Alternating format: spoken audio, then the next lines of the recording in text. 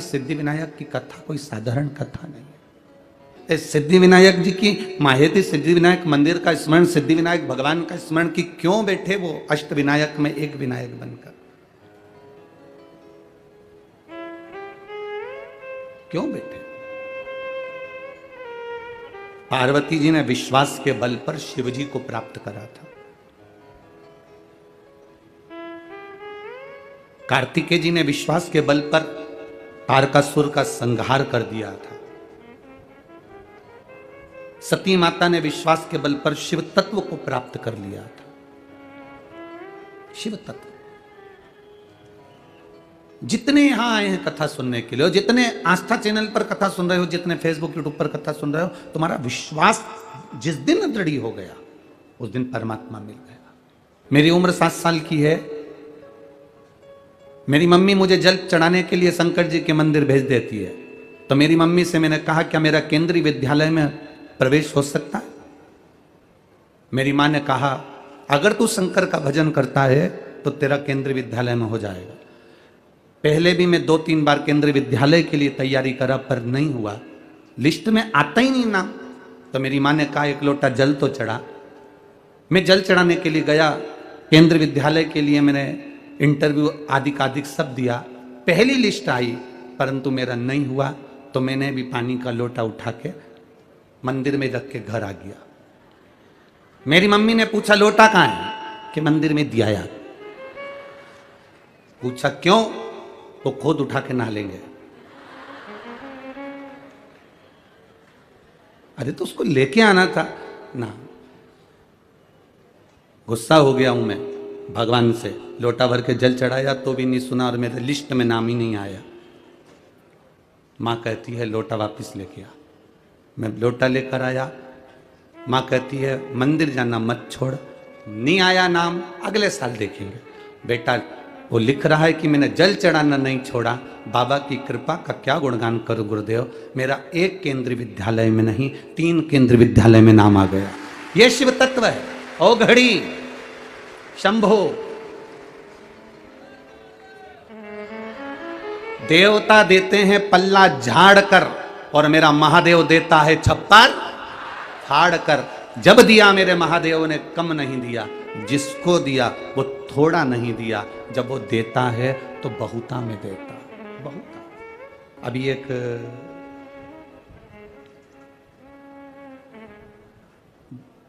TI साहब से उन्होंने हमसे कहा कि गुरुजी आपकी एक लोटा जल बहुत कृपा करने वाला है।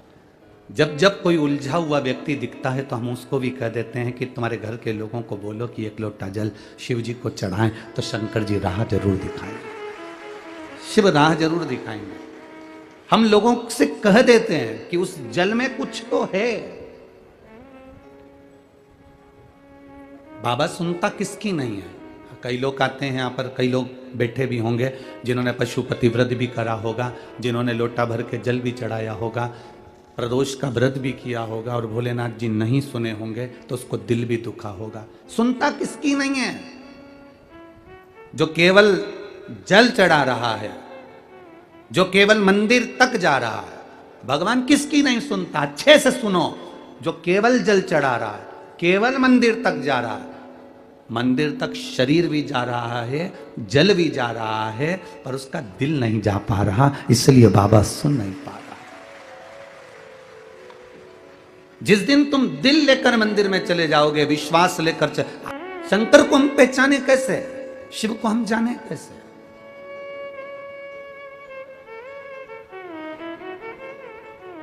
वो पुणे की इस धरा पर अष्ट विनायक में से एक विनायक श्री सिद्धि विनायक भी है। श्री सिद्धि विनायक कैसे?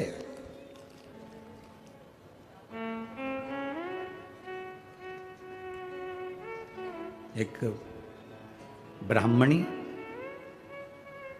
जिसका पति मर गया, घर में केवल एक बेटी है, केवल एक बेटी। हमारे जीवन का क्या होगा? कभी कभी बड़ा बड़ा भ्रम हो जाता है। एक सेठ जी कहते थे मैं मर गया तो मेरा पूरा परिवार मर जाएगा। मेरे घर के लोग मुझे बहुत चाहते हैं, मेरे परिवार के लोग मुझे बहुत चाहते हैं, मेरे मरने पर ये मर जाएंगे। मेरी पत्नी मुझे बहुत प्रेम करती है, मेरा बेटा मुझे प्रेम करता है, मेरी बहू मुझे प्रेम करती है, मेरा पोता पोती मुझे प्रेम करते, मैं मर गया तो मेरे पीछे परिवार मर जाएगा। एक गुरुजी को मालूम पड़ा कि सेठ जी हमेशा एक ही बात कहते हैं, तो गुरुजी ने सेठ जी से कहा एक काम करो ना, आधे घंटे के लिए मर ही जाओ। तुम आधे घंटे के लिए मर के तो देखो कि कौन तुम्हारे साथ में मरता है, कौन मर रहा है। अकेले आए हो, अकेले जाओगे। क्या लेकर आए हो, जम के बोलो जरा। नहीं नहीं, ये लाइन तुम्हारी गड़बड़ है। क्या लेकर जाओगे? इसी पुराण तो कहती है कुछ तो लेकर जाओगे। क्या लेकर आए हो? कुछ तो लेकर जाओगे। कुछ लेकर नहीं आए, अपने हाथ से किया गया पुण्य अपने साथ लेकर जाओ। कोई दूसरा नहीं ले जाएगा, अपना पुण्य अपने साथ, अपना भजन अपने साथ, अपनी भक्ति अपने साथ। जैसे कल वो लड़की ने लिखा कि ये लक्ष्मण भाऊ का फोटो लगा हुआ है गुरुजी, जिन्होंने मुझे विद्या अध्ययन कराई, इसलिए मैं इस कथा में आकर बैठी हूं, क्योंकि भाऊ को नमन करती हूं, जिसको भले इनके परिवार वालों को नहीं मालूम पर भाऊ ने मुझे पढ़ाया है, इसलिए उनका एहसान जिंदगी भर नहीं भूल पाऊं। भले परिवार वालों को नहीं मालूम, पत्नी को नहीं मालूम, बच्चों को नहीं मालूम, किसी को नहीं मालूम। क्यों? वो व्यक्ति गया तो उसने कर कर क्या गया है।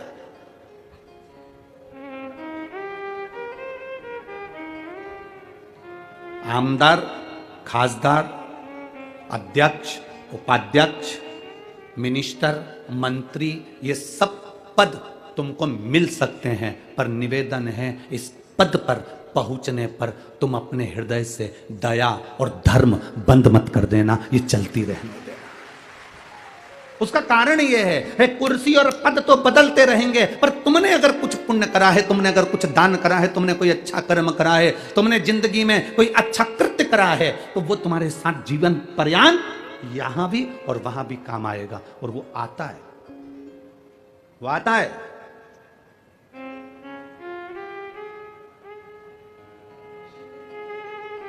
ये कथा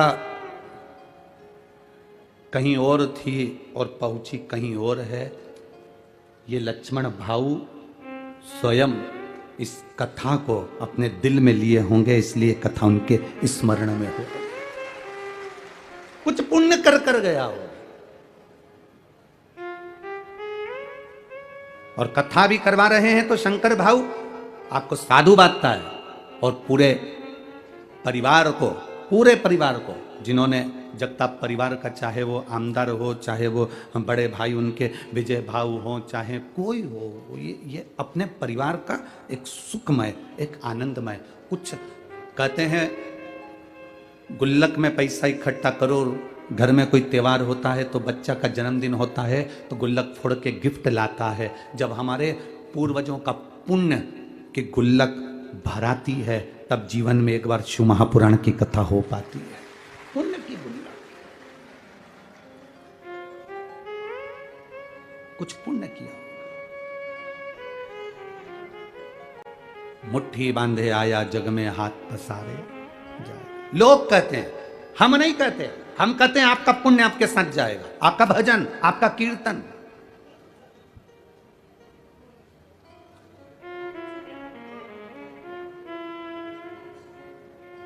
बीमा कंपनी वाले कहते हैं इतने का बीमा करा लो, तुम मरोगे तो घर वालों को इतना मिल जाएगा। दुनिया में केवल एक ही कंपनी है जो तुम्हारे मरने की बात तुम्हारी पत्नी के सामने करती है। पत्नी सोफे पर बैठी रहती है और बीमा वाला कहता है भाऊ बीमा करवा लो ना, तुम्हारा कहीं एक्सीडेंट हो गया तो इतनी रिकवर राशि मिल जाएगी। और पत्नी बड़े प्रेम से पल्लू डाल के सुनती रहती है, इतनी राशि मिल जाएगी। फिर पत्नी ने कहा कोई अच्छा पैकेज बताओ ना, रिकवर राशि ज्यादा मिले। सेठ भी ऐसे ही कह रहा था, मैं मर गया मेरे पीछे पूरा परिवार मर जाएगा। गुरुजी ने कहा तू आधा घंटा मर जा। नहीं, मैं काहे को मरूं? अगर मैं मर गया तो मेरी पत्नी को कुछ हो गया, मेरे बच्चों को कुछ हो गया, मेरी पोता पोती को कुछ हो गया, तुम मर तो सही। उसने कहा नहीं मरूं। सेठ जी से गुरुजी करे 5 मिनट आधे घंटे मर जा, बाकी का मुझे देखना है कि तेरा परिवार कितना मरता है, मुझे देखना ही है। और अगर मेरे परिवार को कुछ हो गया तो गुरुजी ने कहा जवाबदारी मेरी, तू तो मर। पानी पीते पीते सेठ जी लुढ़क गए, डॉक्टर को बुलाया, थोड़े से रुपए देकर गुरुजी ने कहा तुम यहीं बैठ जाओ और कह दो ये मर गया। डॉक्टर ने भी कह दिया मर गया। पत्नी धाड़ धाड़ के रोने लगी, खूब रो, नई नई डिजाइन में रोई, खूब रो। गुरुजी ने पूछा क्यों रो रही हो सेठानी? सेठानी कहती है मेरा पति चले गया। गुरुजी ने कहा मेरे पास में एक ऐसी बूटी रखी है, मैं तुम्हें दूंगा, तुम खा लेना, तुम मर जाओगी, पति जिंदा हो जाएगा। पति जिंदा। पत्नी रोती रोती बोली इनकी तो उम्र हो गई थी, इनकी तो उम्र हो गई थी। पति जमीन पर पड़ा पड़ा सोचने लगा, भी परसों के दिन कह रही थी तुम कितने हैंडसम लगते, और अब कह रही है कि इनकी तो उम्र हो गई थी। पति उठने ही वाला था, इतने में गुरुजी ने चिमटा खोड़ दिया, पड़े रहे वहीं पर। थोड़ी देर बाद बेटा रो रहा था, तू क्यों रो रहा है? मेरे पिताजी चले गए, ये भी नहीं बता के गए किससे कितना लेना था। अब बाप पड़ा पड़ा मन में सोच रहा है इसको लेनदारी की पड़ गई, बाप पड़ा उसकी जरा सा दुख नहीं है। इतने में गुरुजी ने कहा ले बोटी तू खा ले, तू खाएगा तू मर जाएगा, तेरा बाप जिंदा हो जाएगा, पिता जिंदा हो जाएगा। बेटा बोला पिताजी कह रहे थे अब तुम्हें सारा काम संभालना है। पोता रो रहा था, तू क्यों रो रहा है? मेरे दादाजी चले गए, तो अब मुझे कुरकुरा कौन दिलाएगा? तो गुरुजी बोले ले बूटी तू खा ले। इतने में छोटा सा पोता गुरुजी के गले में हाथ डालकर बोला गुरुजी तुम्हारा ना कोई आगे ना कोई तुम्हारा पीछे, तुम नहीं खा लो। सब मिलके बाद गुरुजी को बूटी खिला। अब गुरुजी ने उसको उठाया, उठ जा, ये तू कहता था मैं गया तो सब चले जाएगा, लोगों को लगता है मैं कर रहा हूं। सास कहती है मैं जिंदा हूं जब तक घर चल रहा है, जिस दिन मैं मर गई आटे दाल का भाव मालूम पड़ जाएगा। तो मेरा बूढ़ी बूढ़ी माताओं से निवेदन है आधा घंटा मर के तो देखो, तुम जिंदा हो तो भी और मर जाओगे तो भी। हमारे यहाँ की तो रीति बनी है, मरने के पहले और मरने के बाद का समय निकाल कर देखना।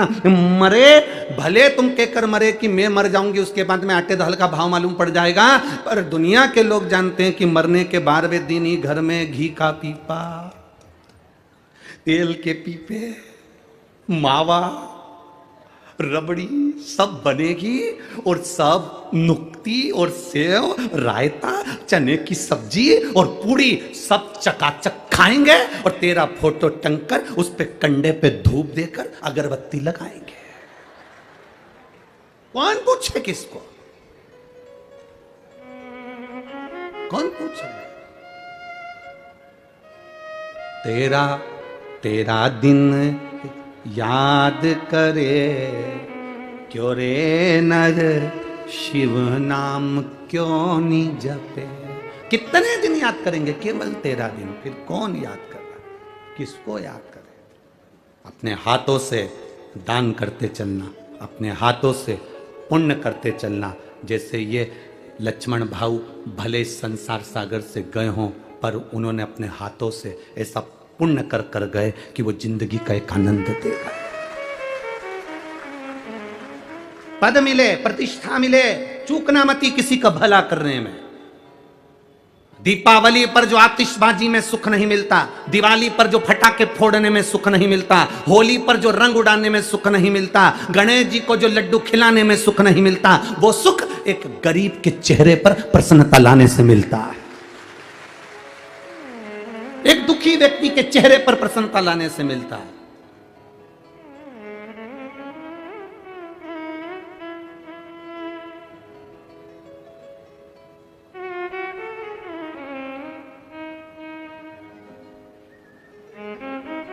बन सके कोई तुम्हारे पास में आए तो उसकी सहायता अवश्य करो, उसकी सहायता करो, ज्यादा नहीं तो थोड़ी करो।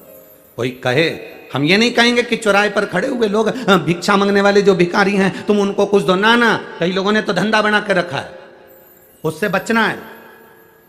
ये भिखारियों का धंधा नहीं चलने देना इस भारत की भूमि पर, हमें उससे बचना है। करना क्या है? अपने नगर में, अपने मोहल्ले में, अपनी कॉलोनी में, अपने परिवार में, अपने क्षेत्र में, अपनी विधानसभा में, अपने कार्य क्षेत्र में उसको ढूंढो जिसको पढ़ने की बहुत तमन्ना है और उसके पास पढ़ाई का पैसा नहीं है। उसको ढूंढो जिसके शरीर में दवाई रोग है पर दवाई का पैसा नहीं है। उसको ढूंढो जिसको बहुत उन्नति करना है पर कोई सीढ़ी लगाने वाला नहीं है। उसके लिए तुम थोड़ा करने का प्रयास करो, आपको उसका एक आनंद जो मिलेगा वो दीपावली पर बम फटाके फोड़ने जैसी खुशियां प्राप्त हो। वो आनंद की अनुभूति आपके अंदर होगी, आपके अंदर प्रवेश करेगी।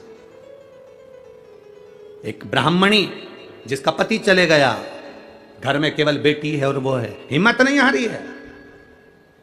पति गया, बच्चों को संस्कार दिया, अपनी बेटी को संस्कार दे रही है और संस्कार में पीछे नहीं हटना। यह सिद्धि विनायक की दूसरे नंबर के विनायक की कथा चल रही है। अष्ट विनायक में से दूसरे विनायक की कथा चल रही है कि सिद्धि विनायक नाम, सिद्धि विनायक कैसे विराजमान हुए, सिद्धि विनायक कैसे आए और सिद्धि विनायक का मतलब क्या है, सिद्धि विनायक है कौन।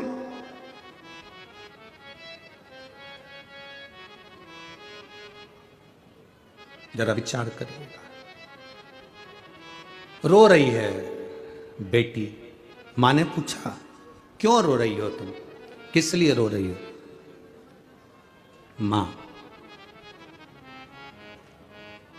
जब पिताजी थे ना तो मुझे गोदी में उठाकर स्नान कराने के लिए पवित्र पवित्र तीर्थ में लेकर जाते थे, पर अब मेरे पिता नहीं तो मुझे पवित्र तीर्थ में कौन लेकर जाए, कौन स्नान कराएगा मुझे।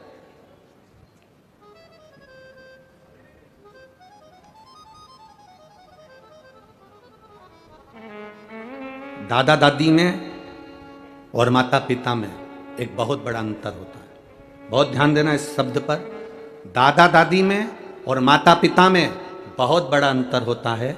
माता पिता बच्चे से कहते हैं कि तुम अच्छे से पढ़ाई करो, और दादा दादी कहते हैं तू थोड़ा सा प्रणाम करा कर, थोड़ा झुका कर, मम्मी की बात माना कर, पापा का कहना माना कर, उनको दंडवत करा कर, उनको प्रणाम करा कर, उनको नमन करा कर।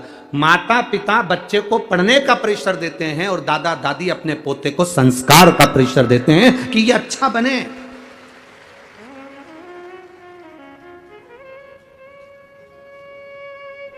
कार किसी के भी घर पर आ सकती है, लोन लो कार लाओ। बोलो री जीजियों, ए पूर्णा वालियों, बोलो सही है कि गलत है। हम पहले एक बार कथा में कहे थे मकान, घर, हाउस और फ्लैट, इनमें बहुत अंतर है। मकान के कान होते हैं,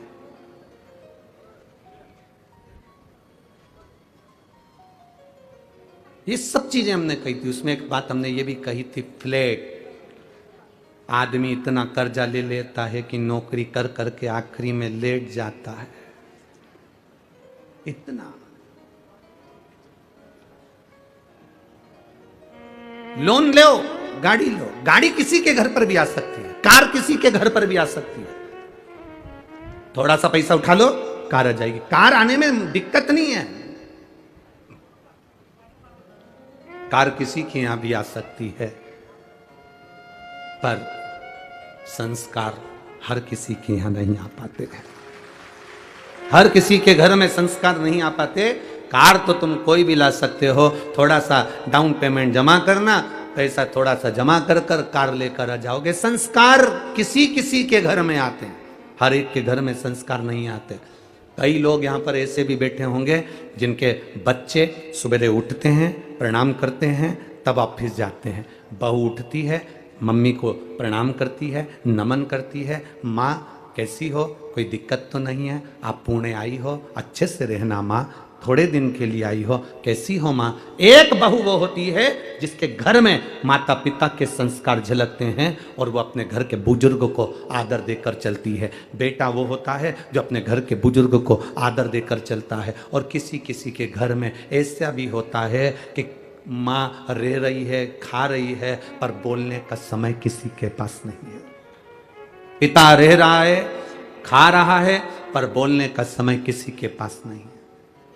कार ज्यादा होंगी, बहुत कार होगी, उस कार का कोई मतलब नहीं है। अगर घर में श्रेष्ठ संस्कार नहीं तो कार की महत्वता कुछ भी नहीं है। क्या महत्वता?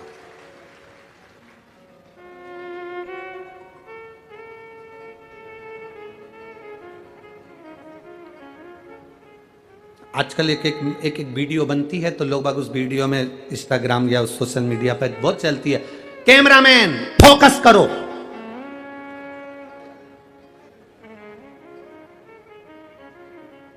वीडियो चलती है उस पर लिखते कैमरामैन फोकस करो। हम भी तो कहते हैं शिव भक्त शंकर जी के चरणों पर फोकस करो।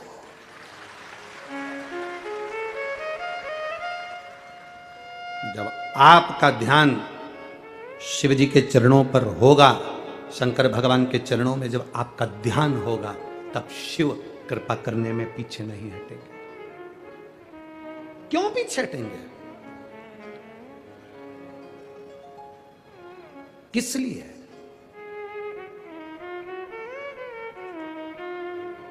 सुबह जब हम मॉर्निंग वॉक में घूम रहे थे तब उस समय पर किसी ने प्रश्न किया, गुरुजी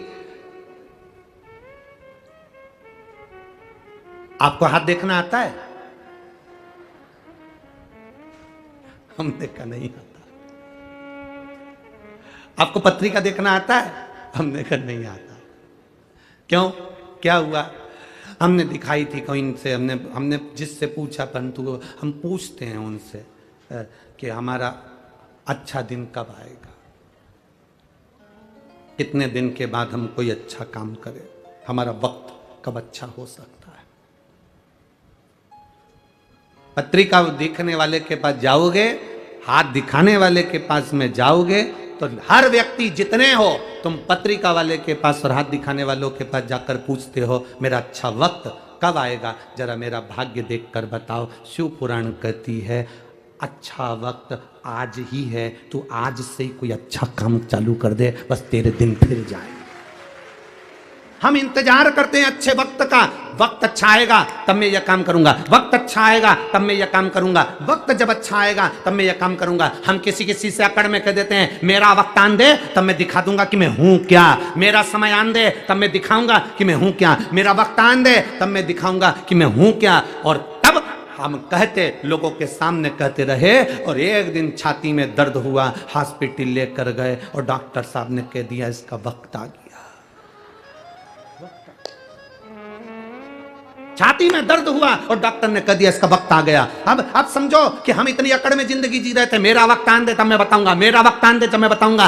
परमात्मा कहता है वक्त किसी के हाथ में नहीं है। घड़ी तुम पहन सकते हो, घड़ी में समय तुम देख सकते हो, घड़ी तुम धारण कर सकते हो, पर समय तुम्हारे हाथ में नहीं है। घड़ी तुम्हारे हाथ में हो सकती है पर समय तुम महाकाल के काल अधिपति के हाथ में है। उसके हाथ में समय है, घड़ी तुम्हारे हाथ में है पर समय उसके हाथ में। अच्छा और बुरा तुम किसी से पूछते हो मेरा अच्छा समय बताओ कब आएगा, मेरा हाथ देखकर बताओ मेरा समय अच्छा कब आएगा, मेरा वक्त कब अच्छा आएगा, मेरी पत्रिका देखकर बताओ मेरा वक्त कब अच्छा आएगा। पूरी जिंदगी दिखाते रहना और ये पूछते रहना कि वक्त कब अच्छा आएगा। शिव महापुराण की विद्येश्वर संहिता कहती है वो वक्त कभी नहीं आता। आज जो है, अभी जो है, जैसा आज है इसमें तू ऐसा कर कर निकल जा कि आज के बराबर कोई वक्त तुझे पूछना ही नहीं पड़े और तू उन्नति की सीढ़ी पर चढ़ जा। हमसे लोग कहते हैं अभी देवता सो रहे हैं तो हम दुकान कब डालें, अभी ऐसा हो रहा है पितृपक्ष आ जाएगा तो 16 दिन अच्छे काम नहीं होंगे तो हम दुकान कब डालें। हम कहते हैं दिन मत देखना, समय मत देखना, तेरा मन जिस दिन कह दे, तेरा दिल जिस दिन कह दे, और तेरे मन के अंदर जिस दिन शंकर आकर विराजमान हो जाए और तेरा दिल कह दे कि आज मुझे दुकान डालना है, आज मुझे यह काम करना है, उस दिन वो काम चालू कर देना, तो उन्नति की सीढ़ी पर चढ़ जाएगा। उसके क्या पूछना, क्या पूछोगे? मौत का समय होता है क्या? अरे बोलो तो नहीं। तुम तो स्टाम्प पे जब सब कुछ लिखो अपनी जायदाद प्रॉपर्टी तो उसमें भी लिख देना मैं शाम को 6 बजे मरूंगी, उससे पहले नहीं मरूंगी। मौत का समय है, मौत का और महाकाल का, मौत का और शिव मंदिर का, मौत का और शिव पुराण का कोई समय नहीं होता। शंकर के पास जब तुम्हारा दिल करे तब पहुंच जाना। समय मत देखना कि शिव को भजने का समय क्या है। जब तुम्हारा मन करे फ्री हो, 2 मिनट का समय मिल गया, घर का सारा काम हो गया, मालूम पड़े टीवी पर कथा आ रही है तो सुन लो, नहीं आ रही है तो मुख से 2 बार श्री शिवाय नमस्तुभ्यम कह। क्या होता है श्री शिवाय नमस्तुभ्यम कहने से? कहते हैं श्री शिवाय नमस्तुभ्यम बोलने से अगर हमारे आसपास में कुछ बुरा होने वाला है तो वो हमारे पास से दूर हो जाता है और शिव हमारे करीब आ जाता है। शिव मेरे पास में, औघड़ी शंकर मेरे करीब में है, शिव तत्व मेरे पास में है और शिव मेरे करीब में हो।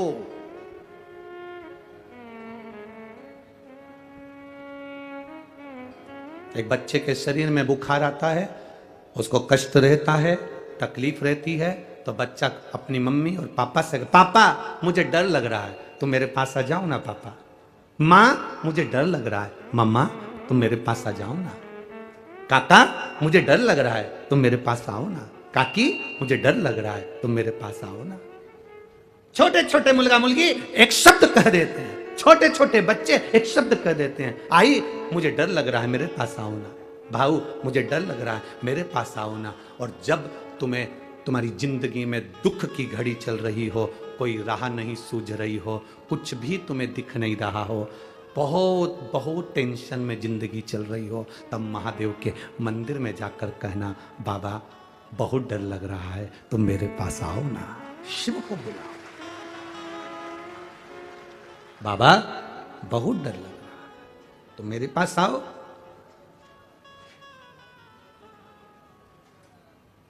तो मेरे करीब में आओ। और जिस दिन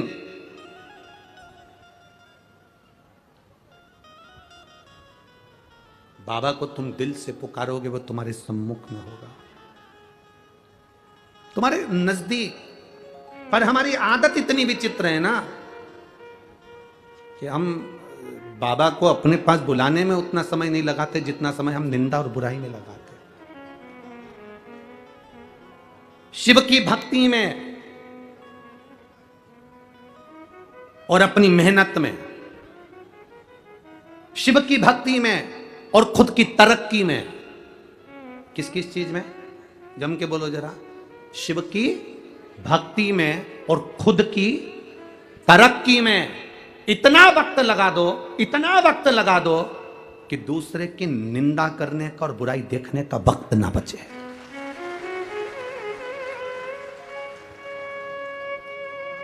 हम क्यों किसी की निंदा करें, हम क्यों किसी की बुराई देखें? बुराई कौन करता है? जो बिल्कुल फ्री होता है। निंदा कौन करता है? जो एकदम फ्री है। बुराई कौन देखता है? जो एकदम फ्री है। बैठ गए टीवी के सामने, सियोर वाला महाराज ने क्या बात, अच्छी चीज बात वो नहीं देखा, उसने बस बैठ कर ये देखते रहे ये क्या गड़बड़ बोला, बस बुराई छाट लो, क्योंकि फ्री बैठा है। शिव की भक्ति में और अपनी तरक्की में इतना वक्त लगाओ, इतना समय लगाओ, इतना वक्त लगाओ कि दूसरे की बुराई देखने में और दूसरे की बुराई करने में हमें वक्त ही ना मिले। कोई वक्त हमारे पास में नहीं कि हम बुराई देखेंगे, हम अच्छा करें। अपनी तरक्की चाहते हैं, अपनी उन्नति चाहते हैं, शंकर की भक्ति करना है, शिव भक्ति में लगो। हम मंदिर भी गए हैं ना तो 2-4 बात कर कर आते हैं लोगों से, 2-4 बात करके आते हैं, भगवान की बात नहीं करते। मंदिर गए और जाते से पूछा, क्यों आज तेरा मुंह उदास है, क्या हो गया? बस मेरी बहू ने ऐसा कर दिया। हम मंदिर गए और फिर वहां जाकर विचार करा, क्यों कथा में नहीं आई?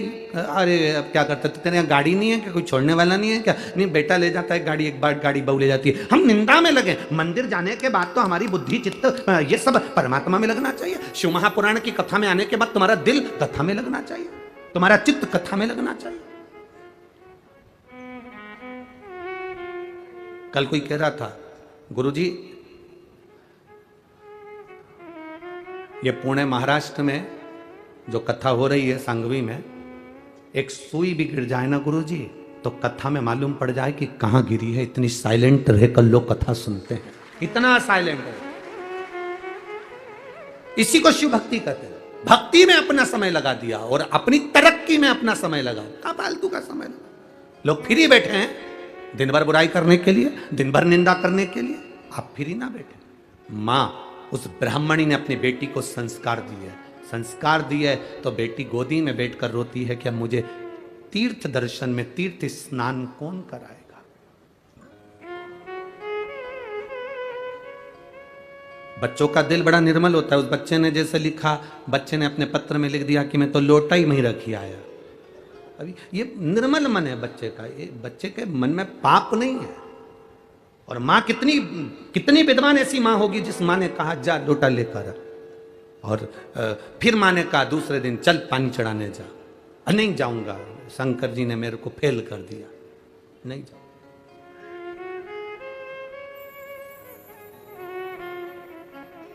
अब उस बच्चे को कौन समझाए, रिजल्ट में फेल हो सकता है पर उसकी करुणा में तू पास हो गया, उसकी दया में तू पास हो गया। कौन समझाए उस बच्चे को। थोड़ा जीवन में संघर्ष आ सकता है, थोड़ी तकलीफ आ सकती है, और ऐसा नहीं संघर्ष नहीं आएगा। भगवान भी तो परीक्षा लेता है। आप कथा सुनने बैठो, बार बार जल वृष्टि हो, फिर रुके, फिर जल वृष्टि हो, वो परीक्षा ले, और तुम्हारा चित्त, तुम्हारा मन कथा के तत्व में डूबा रहे, ये बड़ी विचित्रता का आनंद है। थोड़ा संघर्ष कर सकता है जी, थोड़ा कष्ट।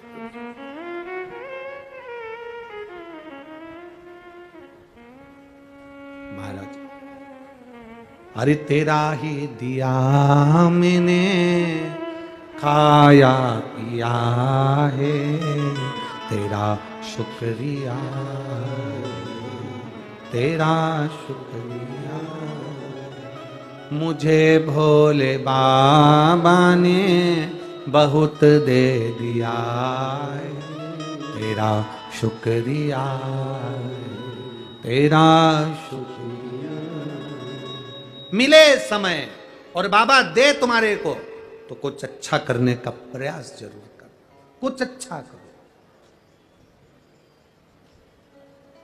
और कितना सुंदर एक भजन की लाइन में आप लोग कहते हो ना कि भला किसी का, जम के बोलो जरा, भला किसी का कर ना सको तो बुरा किसी का मत करना। फूल नहीं बन सकते तो कांटे बन कर, अच्छा करने का प्रयास करो।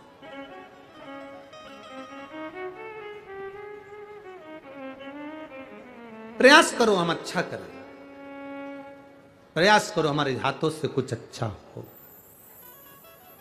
बहुत कठिन होता है दूसरे को बदलना, पर शिव महापुराण की कथा में ये सिद्धि विनायक जो दूसरे नंबर का, अष्ट विनायक में दूसरे नंबर के विनायक की जो कथा चल रही है, यह हमें सीख दे रही है, यह हमें सीख दे रही है कि कुछ अच्छा करना है, कुछ अच्छा प्रदान करना है। मां ने अपनी बेटी से कहा, तू क्यों चिंता करती है मां, मुझे भी पवित्र दिन आया तो पवित्र नदी में स्नान करने जाना है। पिता थे तो ले जाते थे, मुझे ले जाएगा कौन, अब मुझे कौन लेकर जाएगा। अब पुकारो तो मां ने कहा तू चिंता मत कर, चल मैं तुझे लेकर चलती हूं, मैं तुझे लेकर चलती हूं।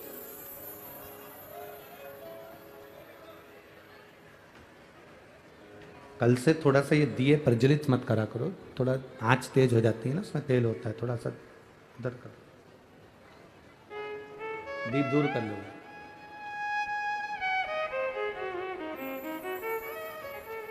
अब तुझे लेकर कौन जाए, कौन लेकर जाए, रखे रहने दो यहीं पर, हाँ एक साइड रख दो बस। अब तुझे लेकर जाए तो जाए को। मां कहती है क्यों चिंता करती है, रहने दो रहने दो रहने दो, अब हो रहा है जल्दी दो। अब तुझे लेकर जाए तो जाए को, शिव कथा कह रही है। मां कहती है मैं तुझे लेकर चलूंगी, मैं ले चलती हूं तुझको। और मां अपनी बेटी को जब ले जाने लगी, ले जाती है। मां ने विचार करा कि बेटी को लेकर जाऊंगी, छोटी सी बेटी है, मात्र 7 वर्ष की उसकी उम्र है, केवल 7 वर्ष की उसकी उम्र है, छोटी सी बेटी। भूख लगेगी रास्ते में, एक काम करती हूं, घर में बासी रोटी रखी हुई थी, बहुत सावधानी से सुनना, सिद्धि विनायक भगवान की इस कथा को भादों के महीने में मिल रही है तो ये जिंदगी का एक आनंद देने वाली है। बासी रोटी घर में रखी हुई थी, मां ने, ब्राह्मणी ने उस बासी रोटी को चूरा करा, चूरा कर कर उस बासी रोटी को चूर कर उसमें थोड़ा सा गुड़ मिला लिया, उसमें थोड़ा सा गुड़ मिला लिया। और गुड़ को मिलाकर उसका लड्डू तैयार करा माँ ने। 4 लड्डू माँ ने बनाए, 2 बेटी खा लेगी, 2 मैं खा लूंगी। पानी की छाजल, झारा पानी का एक झारी साथ में रख ली, आधा पानी बेटी पी लेगी, आधा पानी मैं पी लूंगी। 4 लड्डू छाजल का जल लेकर माँ और बेटी दोनों चल दी। और लगन तुमसे लगा बैठे, जो होगा देखा जाएगा। तुम्हें अपना बना बैठे, जो होगा देखा। भीतर के संस्कार थे। मां लेकर चली, जैसे ही तीर्थ स्थल पर पहुंचकर स्नान किया, तीर्थ स्थल जब पहुंचे और स्नान किया, स्नान करते करते बाहर निकली बेटी तो क्या देखती है कि जितने लोग स्नान कर कर जा रहे थे, जितने लोग स्नान करने के बाद जा रहे हैं, वो सब की सब थोड़ा थोड़ा दान करते हुए जा रहे हैं। आप कहीं तीर्थ में जाओ तो थोड़ा दान जरूरी है, सब दान करते हुए जा रहे हैं। बेटी ने अपनी मां से कहा, मां मुझे कुछ दान देने को दे, मुझे कुछ दान करने को दे, मेरे पास में कुछ भी नहीं है। मैं पिता के साथ आती थी तो दान करती थी, अपने पिता के साथ आती थी तो थोड़ा धर्म करती थी। ये दान, ये धर्म एक पिता अपने पुत्र को बताए, एक पिता अपने बच्चों को बताए। कितना सुंदर संवाद आता है जगत गुरु शंकराचार्य जी का। एक संवाद बड़ा बड़ा सुंदर आता है। जगत गुरु शंकराचार्य जी एक जगह भिक्षा मांगने के लिए गए, और जगत गुरु शंकराचार्य जी अपने चेलों के साथ जब भिक्षा मांगने के लिए गए तो वहां जाकर उन्होंने अलख लगाई, बेटा भिक्षाम दे, भिक्षाम दे। जैसे ही जगत गुरु शंकराचार्य जी ने आवाज लगाई, अंदर एक छोटी सी बच्ची थी, वो बच्ची अंदर जाकर अपनी माँ से कहती है, माँ दरवाजे पर कोई बाबा आया है, भिक्षा मांग रहा है। इतने में माँ ने कह दिया कि बोल दे, अभी अपने पास में कुछ भी नहीं है। बच्ची ने जाकर बाहर कह दिया, हमारे यहाँ कुछ है नहीं अभी देने के लिए, हमारे पास देने के लिए कुछ नहीं। थोड़ी देर बाद बाबा गया नहीं, जगत गुरु शंकराचार्य जी ने फिर भिक्षा मांगी, माँ भिक्षाम दी। बेटी ने फिर कहा, माँ वो दरवाजे से जा नहीं रहा, कह दे हमारे यहां पर कोई है नहीं। अभी कहा था कुछ है नहीं देने को, अब कह रही है हमारे यहां कोई है नहीं। बेटी ने कहा, बाबा हमारे यहां कोई है नहीं, मैं अकेली हूं, अब मैं तुम्हें क्या दूं, मेरे पास देने के लिए कुछ नहीं है। तब जगत गुरु शंकराचार्य जी ने कहा, एक काम कर, तेरे घर की झाड़ू लगा के जो कचरा हो वो मेरे कटोरे में डाल दे, जो कचरा हो तेरे पास में वो डाल दे। झाड़ू लगाई, लड़की ने वो कचरा उठाया, कटोरे में डाल दिया, उस कमंडल में डाल दिया। कमंडल को लेकर जगत गुरु शंकराचार्य जी जब चले तो उनके शिष्य ने कहा, गुरुदेव ये क्या करा तुमने, कचरा ले लिया। जगत गुरु शंकराचार्य जी ने कचरे को फेंक दिया और अपने शिष्य से कहा, उसकी मां ने अपनी बेटी को ज्ञान दिया कि घर में कुछ नहीं है, कोई है नहीं, कुछ नहीं है, कुछ नहीं है। और मैंने बेटी को ज्ञान दिया कि कुछ भी दो पर देव जरूर। बेटी ने भले कचरा दिया पर उस बेटी की आदत में देने की आदत तो पड़ेगी, बेटी को कम से कम देने की आदत तो पड़ेगी। जिस घर में माता पिता के संस्कार ऐसे होते हैं, जा मना कर दे, नहीं है, दरवाजे पर जाकर बाबा से मना कर दे, नहीं है, नहीं है, हमारे यहाँ कुछ नहीं है। जिस बच्चों की आदत घर के लोग ऐसा डाल देते हैं कि कुछ नहीं है, कुछ नहीं है, नहीं देना, नहीं देना, नहीं देना, नहीं है, बस वो बेटी की आदत हो जाती है। ससुराल में जाने के बाद रोज उसके मुंह पर एक ही शब्द रहता है, चाय की पत्ती नहीं है, शक्कर नहीं है, दूध नहीं है, घी नहीं है, बच्चों को पहनाने के, बोल दो तुम तो बोलो, कपड़े नहीं है, मेहमान में जाएं तो बच्चों को क्या पहनाऊं, बच्चों को स्कूल जाने के जूते नहीं है। उसके मुंह पर एक शब्द रहता, नहीं है, बस नहीं है। जिसके संस्कार ऐसे पड़े होते हैं, और एक घर की बहू वो भी होती है, घर में कुछ भी नहीं है तो भी प्रसन्न होकर कहती है, थोड़ा बैठो मैं कुछ बना कर लाती हूँ, देख लेती है घी नहीं है, तेल तो है, देख लेती है ये नहीं तो दूसरा कोई सामान तो है, दरवाजे पर आया हुआ खाली ना जाए, ये घर के संस्कार बताते हैं। आज माँ ने अपनी बेटी को, उस ब्राह्मणी ने अपनी बेटी को संस्कार दिया। बेटी कह रही है, माँ मुझे दान करने का सामान दे। माँ कहती है, क्या दूं मैं इसको दान करने के लिए। 4 लड्डू थे, हाथ में जल था, माँ ने 4 लड्डू बेटी को दे दिए। जल दे दिया और बेटी से कहा ले ये जल ले जा, ये लड्डू ले जा। बेटी कहती है मैं दान किसको करूं। इतने में मां के मुंह से निकल गया, गणेश जी को 2 लड्डू दे देना और आधा पानी पिला देना, और 2 लड्डू तू खा लेना और आधा पानी तू पी लेना।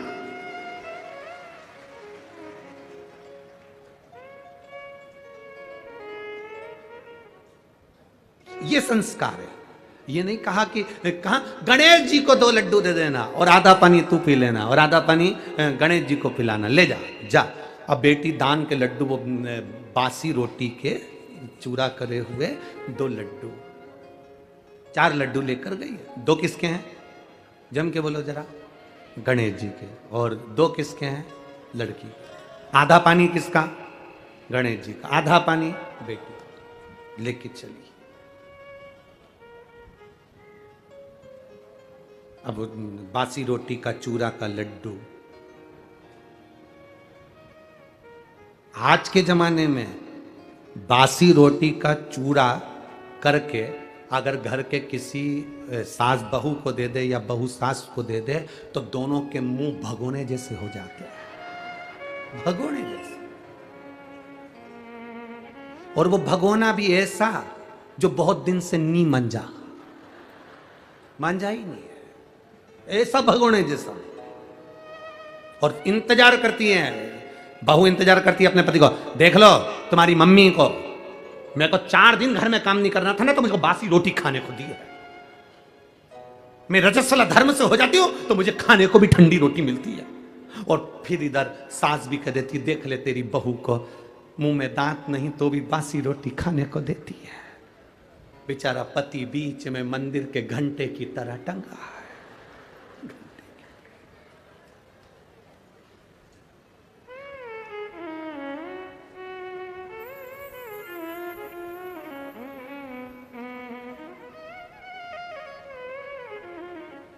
एक ही है।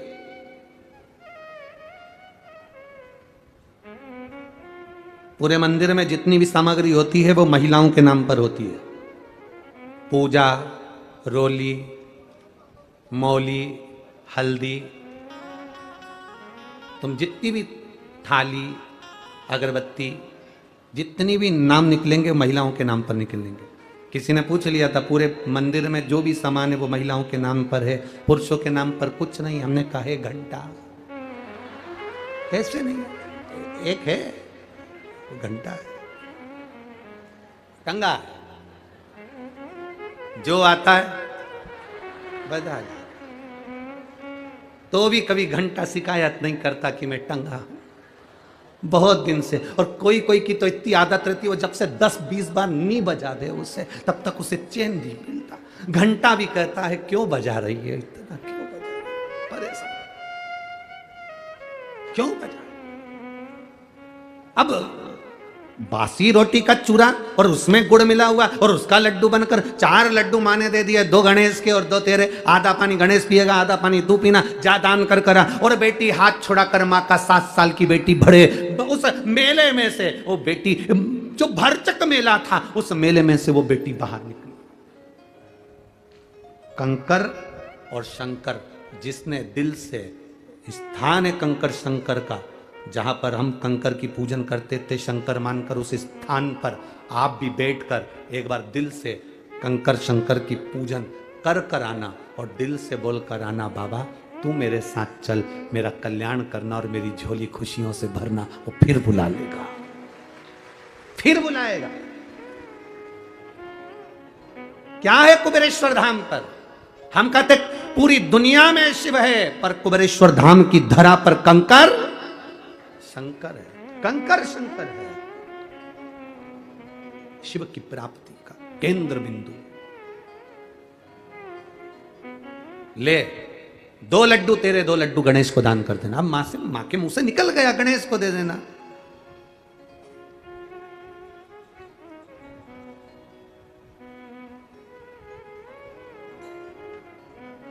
गणेश को दे देना, मां के मुंह से निकल गया। अब मां करे क्या? बेटी ने हाथ छुड़ाया, भीड़ बहुत थी और बेटी माता का हाथ छुड़ाकर चल दी।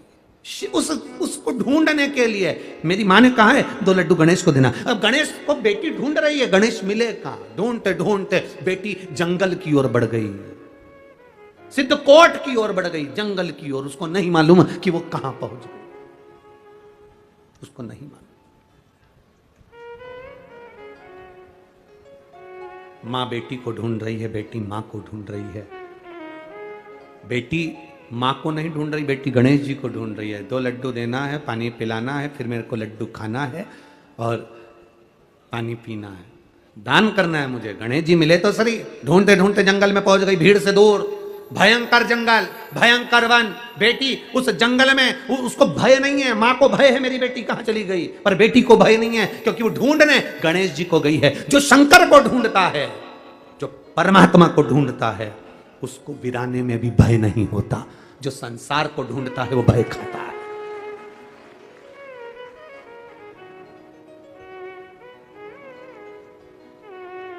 वो पुकारती पुकारती जा रही है, पुकारती। नैनों में जल है बेटी के। जिस कमरे में अंधेरा होता है, उस कमरे में प्रकाश के लिए, उजाले के लिए दिया लगाया जाता है, बल्ब लगाया जाता है, ट्यूबलाइट लगाई जाती है, एलईडी लगाई जाती है, हेलोजन लगाई जाती है, या अपने मोबाइल की टॉर्च चालू कर कर कमरे में से अंधेरे को हटाया जाता है, उजाले को करा जाता है। शिव महापुराण, अष्टविनायक शिव पुराण की कथा पुणे से यही कह रही है कि बेटी के हृदय में अंधेरा था, उस अंधेरे को उसने विश्वास के दिए से गणेश जी को प्राप्त करने का प्रयास किया। ढूंढ रही है। मां को लगा मेरी बेटी घर पहुंच गई होगी। मां ढूंढते ढूंढते घर पहुंच गई, घर पर भी बेटी नहीं थी। अब रो रही है मां, मेरी बेटी कहां चली गई, भूखी होगी। और बेटी वन में। धीरे धीरे दिन ढलने लगा, शाम होने लगी। शाम होते हुए बेटी डरी नहीं है, बस एक जगह पर बैठकर, गणेश, ओ गणेश, भूख लग रही है। गणेश, मेरी मां ने कहा है 2 लड्डू तुझे देना है, आधा पानी तुझे देना है। 2 लड्डू मैं खाऊंगी, आधा पानी मैं पीऊंगी। गणेश, ओ गणेश, भूख लग रही है। छोटी सी लड़की वन में, जंगल में, ब्राह्मण की बेटी छोटी सी जंगल में आवाज लगा रही है।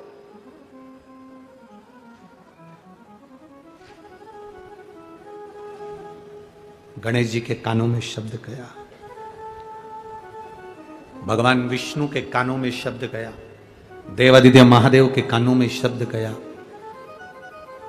ब्रह्मा जी के कानों में शब्द गया। सब एक जगह पर एकत्रित हुए। गणेश जी से कहा, जाओ, छोटी सी बच्ची पुकार रही है। गणेश जी एक लड़के का रूप रखकर उस बेटी के पास में गए और 2 लड्डू को मांगने लगे। लड़की ने मना कर दिया। तू कौन, तू कौन?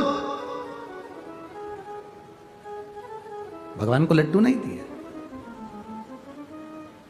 गणेश जी जब बच्चे का रूप रखकर, एक लड़के का रूप रखकर गए, मना कर दिया, नहीं देती। तू कौन है? अब भगवान कहें कि मैं गणेश, तो लड़की भी बहुत चतुर, जैसे ही उस बालक ने कहा, लड़के ने कहा कि मैं गणेश, तो लड़की ने कहा तेरी सूंड कहां है, बता सूंड कहां है तेरी। गणेश जी बोले हम भगवान है ना, तो असली स्वरूप में नहीं आते, इसलिए हम ऐसे आए। तो लड़की ने कहा असली स्वरूप में नहीं आते, लड्डू असली चाहिए। लड़की ने भी कह दिया मैं भी लड्डू नहीं दूंगी तेरे को, जा। भगवान गणेश जी विचार कर रहे हैं कि कितनी जिद्दी है, तो कितनी जिद्दी है। लड़की ने कहा जिद करती हूं पर किसी दूसरे से नहीं करती, जिससे मेरी पहचान है उससे ही करती हूं। आपसे निवेदन है, आप इतनी शिव महापुराण की कथा सुनते हो, भगवान शंकर का भजन करते हो, कभी कभी आपका अगर काम ना हो तो जिद कर सकते हो वो बाबा से, वो तुम्हारा अपना है। महाराज शिव पुराण कह रही है, भगवान शंकर का संवाद कर रहा, शिव तत्व कह रहा। जहां तक रास्ता दिखे, शिव कथा कह रही है, जहां तक रास्ता दिखे वहां तक जाओ, जहां तक रास्ता दिखे वहां तक जाओ, पहुंचो। उसके बाद का रास्ता भोलेनाथ अपने आप दिखाना चालू कर देता है, अपने आप वो दिखाना प्रारंभ कर देता। तुम जाओ ही ना और रास्ता ढूंढो तो मतलब क्या?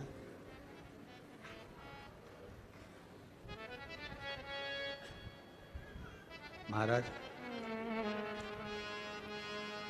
इस उम्मीद से मत फिसलो कि कोई तुम्हें उठाएगा।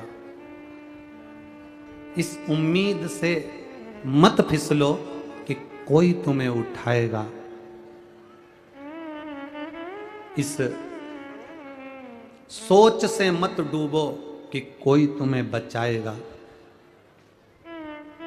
ये दुनिया तो एक अड्डा है तमाशा देखने वालों का।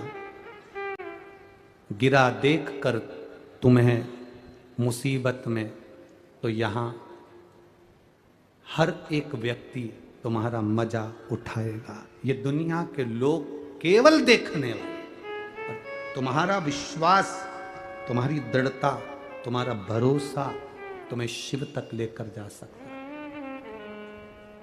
बेटी ने कहा मैं तुझे लड्डू नहीं दे सकती, मेरी माँ ने कहा था गणेश जी को दूंगी। तू कौन है, चल यहां से, मैं तुझे नहीं दूंगी। उस लड़के को लड्डू नहीं दिए, बासी रोटी के लड्डू थे।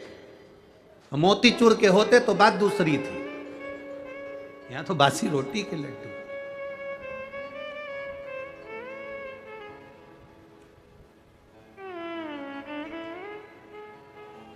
कितनी प्रसन्नता है।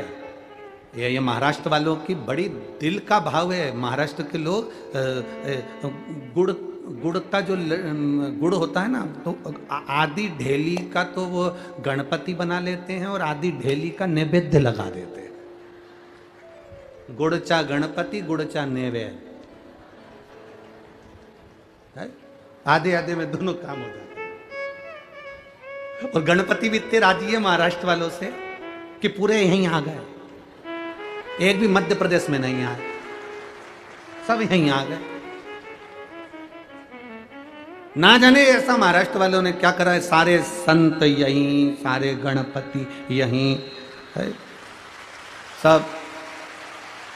और एक वो हमारे पांडुरंगा विट्ठल। पूरी दुनिया में ऐसा मंदिर नहीं कि भगवान नारायण के सिर पर शिवलिंग, वो मेरा विट्ठलनाथ इस महाराष्ट्र की भूमि पर पंढरपुर में विराज, पूरी दुनिया में। बहुत बहुत मन है हमारा। और ऐसा नहीं, हमारे वो परभणी वाले सांसद जी, वो भी बहुत, क्या नाम उनका, संजय भाऊ सांसद जी, वो भी बहुत लगे हैं। गुरु जी एक बार पंढरपुर जरूर अपन करें कथा, पंढरपुर का आनंद ले लें, करें उसे। पर बड़ा टेंशन है हमारा। अभी अभी की स्थिति देखो जरा, शंकर भाऊ बाहर ही घूम रहे होंगे। इनको नींद थोड़ी ना आ रही। शंकर भाऊ होए, चाहे वो विजय भाऊ होए, चाहे ये अश्वनी ताई होए, चाहे अश्वनी ताई के छोरा छोरी हो, चाहे इनके मुलगा मुलगी हो, इनको किसी को नींद थोड़ी ना आ रही होगी। इनको टेंशन, इतना भीड़ हो गया, भगवान पानी अलग गिर रहा है, कहाँ जाए, क्या करें, क्या व्यवस्था करें। पर तुम भी इतने समझदार हो, छाते ले लेके आए हो।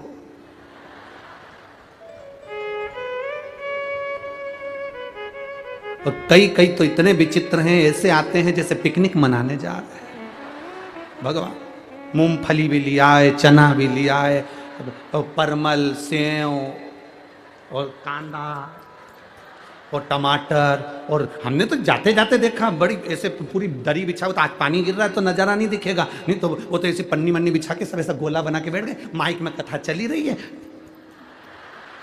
और इन्होंने ऐसे डब्बा लाई इतना बड़ा स्टील का, उसमें डाल के यूं हिलाया और हिला के और ऐसा पुंगा बना लिया उन्होंने।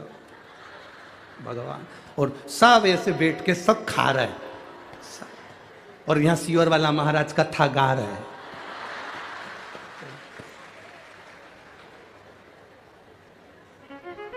अब मन तो हो रहा था कि इनसे पूछूं कि तुम कथा सुनने आए कि पिकनिक, पर अपन रुक भी नहीं सकते ज्यादा भीड़ के कारण, बस तुमने कहा चलो चलो। और यहाँ एक की बात नहीं है, तुम भी कोई कम थोड़ी ना हो। घर से चली थी तो कुछ ना कुछ अपने बैग में डाल के लाई है। जैसे ही बस महाराज नहीं देखे उतनी देर में ये भाई लोग भी बहुत इंतजार में बैठे रहते हैं। जैसे ही महाराज जी बस इंतजार करे महाराज जी का, और इन्होंने जेब में से निकाला और मल ले। और जैसे ही महाराज जी भजन गाए तो ये फटकी लगा ले। और जैसे ही महाराज जी बोले हर हर, बहुत चतुर है भाऊ लोग। इनके तुम कहीं कम समझो क्या? सरल है। गणेश जैसा उस लड़की के साथ हुआ वैसा के वैसे कर्माबाई के साथ हुआ था। वैसा की वैसा ही कर्माबाई के माता पिता कहकर चले गए थे भगवान को भोग लगा देना। कर्माबाई ने सोचा क्या बनाऊं, बनाना आए जब तो 4 साल की कर्माबाई खिचड़ी बनाने के लिए तैयार हुई। इतना बड़ा भगोना रख दिया अग्नि पर, 1 बाल्टी पानी डाल दी, 1 कटोरी चावल, आधी कटोरी दाल। अब वो खिचड़ी बने इतने बड़े भगोने में। कपड़े पे कलप देने का माड़ तैयार हो गया। देखा खिचड़ी बिगड़ गई, पड़ोसन के यहाँ गई, काकी खिचड़ी कैसे बनाते? क्यों? मेरे बाबा गांव गए, माँ भी बाहर गई है, माँ पिताजी कह गए थे भगवान को भोग लगाना है, खिचड़ी बना लेती हूँ। 2 गिलास पानी डालो, 1 कटोरी चावल, आधी कटोरी दाल, नमक मिर्ची डालो, तुम्हें नहीं आता हो तो लिख लो, खिचड़ी बन जाएगी। भगवान को भोग लगाना। खिचड़ी तैयार हुई, थाली में उंडेल दी, गुड़ की खोड़ी, घी की कटोरी रख के भगवान के सामने ले गई कर्माबाई। भगवान से हाथ जोड़कर कहने लगी, एक बार बनाई थी बिगड़ गई। अपनी गलती जरूर गिनाना चाहिए भगवान से। कर्माबाई करी, एक बार बनाई थी खिचड़ी बिगड़ गई, दूसरी बार बनाई है, टाइम बहुत हो गया, इसलिए मुझे भूख लग रही है, तुम जल्दी खा लो फिर मैं खा जाऊंगी। भगवान को भी हंसी आ गई। भगवान ने सोचा क्या करूं, कर्माबाई तो इंतजार करे, प्रभु पधारो, खाओ ना, आओ ना। पीछा पकड़ लिया, तू खाए तब मैं खाऊं, तू जी में जद में जी, मानू ना कोई लाट की, जीमो महाराज श्याम धनी, जीमावे बेटी जाट की, जीमो। भगवान प्रकट हो गए। 4 साल की कर्माबाई तो 3 साल के भगवान बनकर प्रकट हुए। भगवान आते से बोले ला कर्मा। कर्माबाई ने जो पलट के देखा, तू कौन? भगवान बोले मैं तेरा ठाकुर, मैं तेरा कृष्ण। कर्माबाई बोले तू कन्हैया है, मुंडा धोके आ, तू कन्हैया।